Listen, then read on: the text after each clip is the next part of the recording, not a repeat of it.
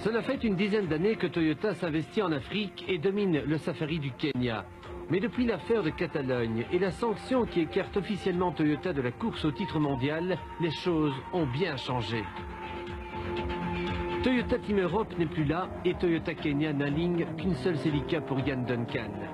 On voit mal comment Toyota pourrait empêcher l'un de ses deux rivaux japonais, Subaru et Mitsubishi, de s'accaparer la victoire et tout le prestige africain qui en découle. En piste donc, et quelle piste, pour un match à 3 arbitré par Ford qui revient en Afrique. Un match à 3 que Mitsubishi, déjà vainqueur en Suède, aborde avec un bel esprit de conquête face à l'escadrille Subaru.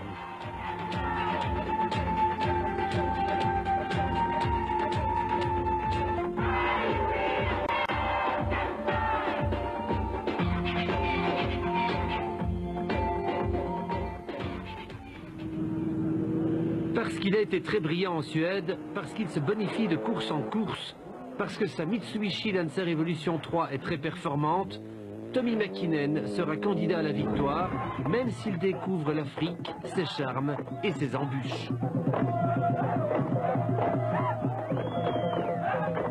It's completely different. It's new element for us and it's a little bit more like adventure. C'est tout à fait différent comme rallye, c'est plus de l'aventure. Ces derniers jours, il a beaucoup plu et il y a pas mal de ponts arrachés.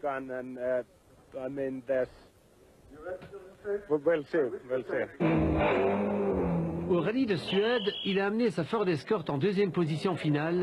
On n'attendait pas aussi haut, aussi tôt. Donc, il faut se méfier de Carlos Sainz, même si Ford redécouvre l'Afrique après 9 années d'absence. Ça va être difficile, car pour tout le monde, ici, tout est différent. Chez Ford, on a essayé de penser à tout. Dans la voiture, un frigo contient non pas des bières, mais de l'eau fraîche qui est injectée dans un espèce de tricot de corps, le genre de côte de maille rafraîchissante que devrait porter en permanence le bouillant Colin McRae. Seulement troisième en Suède, le champion du monde et sa championne du monde ont une furieuse envie de gagner. Ce ne sera pas facile car McRae et sa Subaru n'ont qu'une petite expérience africaine. Notre voiture est bonne, mais Toyota aussi c'est du solide. En fait, tout le monde a sa chance ici.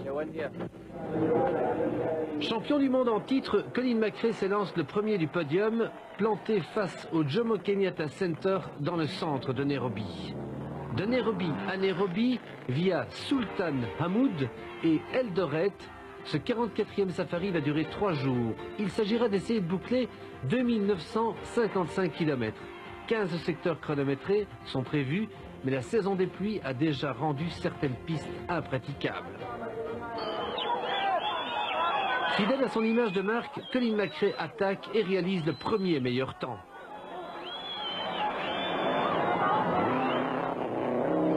Déjà, on se pose la question, McRae ne roule-t-il pas trop vite sur ces pistes ultra cassantes? Sainz est condamné à rouler beaucoup moins vite, le moteur de l'Escort chauffe. Deuxième secteur chronométré, Tommi Mäkinen réplique à McRae. Mäkinen est le plus rapide.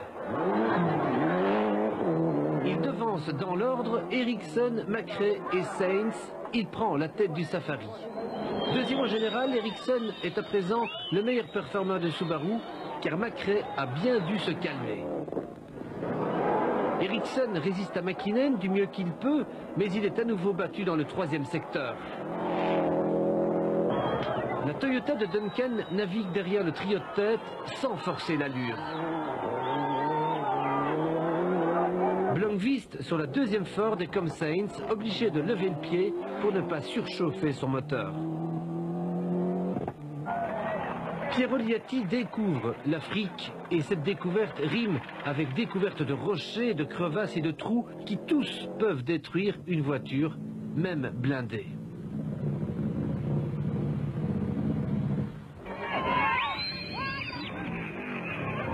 Le Paraguayen Marco Galanti, sur Toyota ex-Toyota Team Europe, attaque lui aussi très fort. Sainz voudrait bien attaquer, mais il ne le peut pas, la surchauffe est chronique. Quatrième et dernier secteur chronométré du jour, Ole Polos, 100 km et 500 mètres. Duncan, l'Africain, sauve l'honneur de Toyota, il signe le scratch.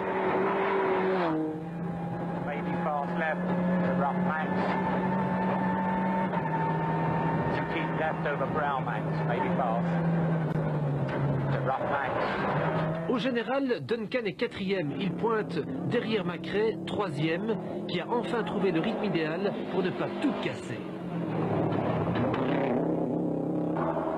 Tommi Mäkinen, le Finlandais, a crevé. Il perd sa première place.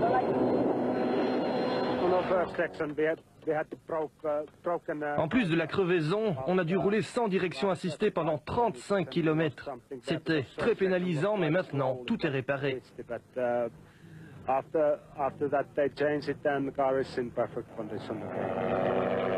En tête, le Suédois Kenneth Eriksson a négocié toutes les vicissitudes du parcours.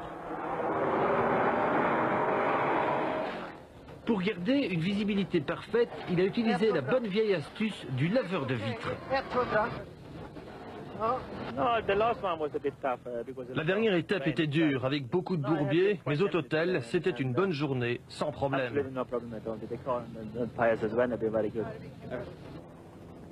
À noter qu'un quart du parcours de cette première journée a dû être annulé. Les pistes étaient inondées par l'apparition des premières pluies. Eriksson est en tête, 27 secondes seulement devant Mäkinen. Macrae n'est pas loin, Duncan non plus. Sainz par contre est déjà très retardé. Le début des hostilités a confirmé la bonne vitalité de la Mitsubishi. La surchauffe des moteurs Ford provient du radiateur, placé trop bas, il se bouche très rapidement. Subaru est en position de force avec ses trois Impreza toujours en course.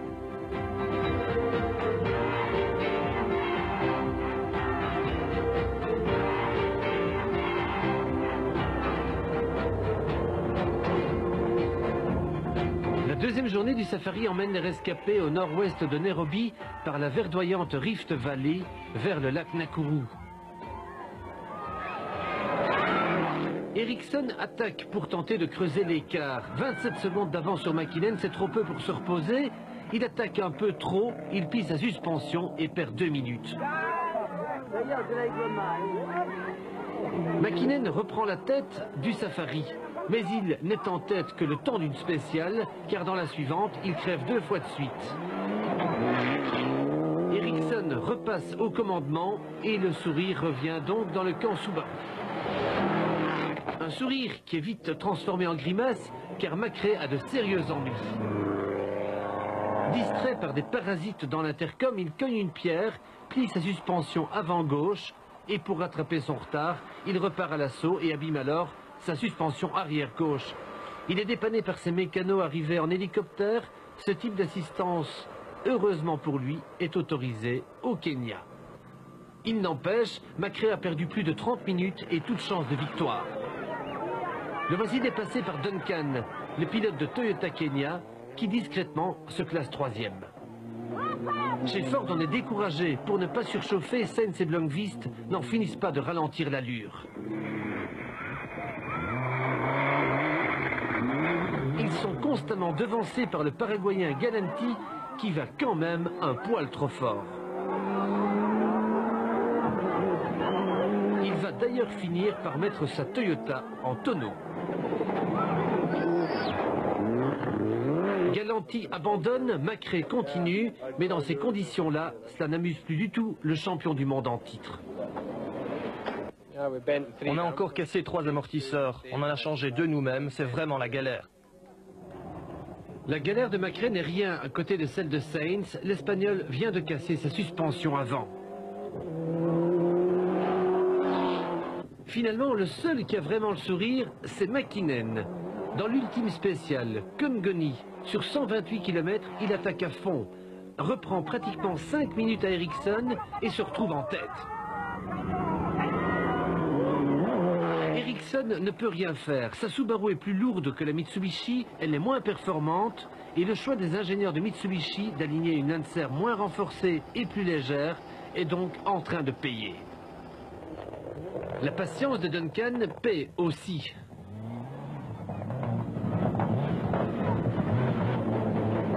Au fil des kilomètres, le voici confortable troisième. Son rythme est idéal, il ne casse rien, sa Toyota est intacte. Pour McRae, la déception est grande. Il est quatrième à presque 1 heure de Mäkinen. Mais pour Sainz et Ford, c'est la totale désillusion. Après les problèmes de surchauffe et le bris de suspension avant, voici maintenant que la suspension arrière casse. Daniel va tout faire pour essayer d'arriver à l'assistance. C'est impossible, la transmission est cassée et Carlos Sainz abandonne.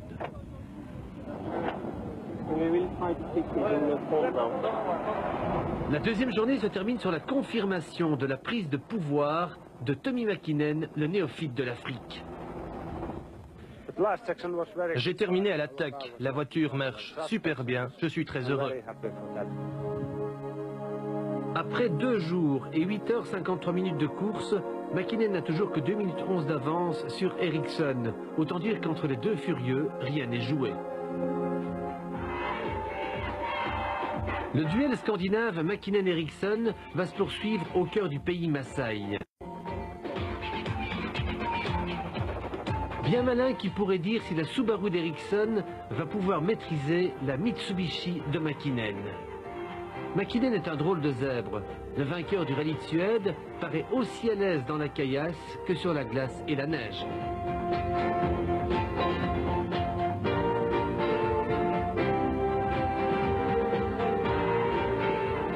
La troisième journée est amputée de ses 2 premières spéciales, inondées et impraticables.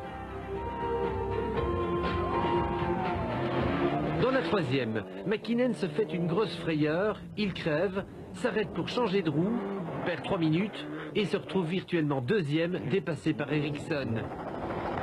Mäkinen est vexé comme seul un Finlandais peut l'être, mais il ne sait pas encore qu'au même moment, Ericsson a lui aussi des ennuis. Il casse un arbre de roue, perd 10 minutes et tout espoir de rattraper Mäkinen. Concentré mais décontracté, Jan Duncan continue à son rythme calculé d'Africain.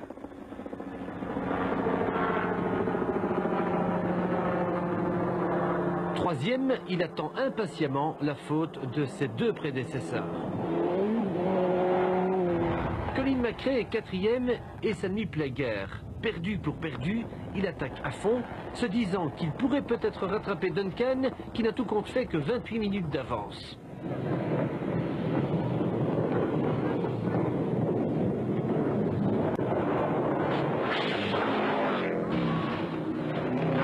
Piero Liatti remplit son contrat, 3e Subaru, 5e au général. Il fonctionne en couverture de ses 2 leaders.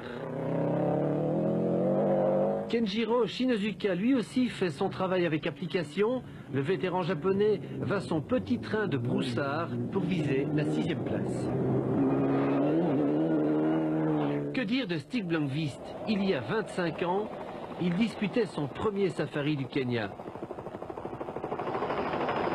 25 ans après, il doit se contenter de ramener à Ford les petits points d'une laborieuse 7e place. Coup de casquette au passage à Miyoshi, 8e, il gagne le groupe N en Subaru Impreza. Avant-dernière spéciale, 214 km et 800 mètres. S'il doit encore se passer quelque chose, c'est ici que ça arrivera. Malgré une crevaison, Duncan préserve sa 3e place car derrière lui, McRae a aussi crevé. Kenneth Ericsson sait qu'il joue ici sa toute dernière carte. Sur 214 km, tout peut encore se produire. Il attaque très dur pour tenter de surprendre Mäkinen.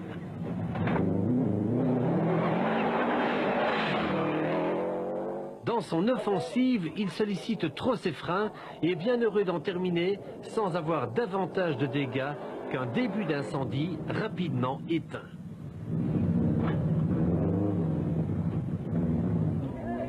McKinnon remporte cette avant-dernière spéciale et signe son 6e scratch sur 12. Il gagne le Safari du Kenya, justifiant l'option technique Mitsubishi. Une voiture plus légère, va plus vite et casse moins souvent, pour autant que l'on remplace à chaque assistance toutes les pièces vitales avant qu'elles ne se fragilisent. McKinnon remercie ses mécanos, ils le méritent bien, ils n'ont pas arrêté de travailler pour éviter que la casse survienne qui aurait privé Tommy et Seppo de victoire. I have to say we were wrecking quite well and quite a lot, and we did lot of tests. On a beaucoup reconnu, beaucoup testé, on a travaillé dur et longtemps pour préparer ce safari. Voilà pourquoi on a gagné. En remportant ce safari, Tommy McKinnon égale l'exploit de son maître Juha Kekkonen, vainqueur au Kenya lui aussi dès sa première tentative. McKinnon a battu Ericsson de 14 minutes, Duncan de 44, McRae d'1h07, Liati d'1h25, Shinezuka de 2h03 et Blomqvist de 2h28. Sur 59 équipages au départ, 18 seulement terminent. La victoire de McKinnon rapporte 50 points à Mitsubishi, mais Subaru collecte aussi 50 points en classant 4 voitures. De la sorte, Mitsubishi n'a toujours que 4 points d'avance sur Subaru, tandis que Ford est décroché. Du côté des pilotes, là, par contre, McKinnon a fait le trou. Il domine le classement, Ericsson et McRae le suivent à distance respectable et Sainz piétine. Duncan est 5e, Kekkonen 6e, Liati 7e et Blomqvist 8e.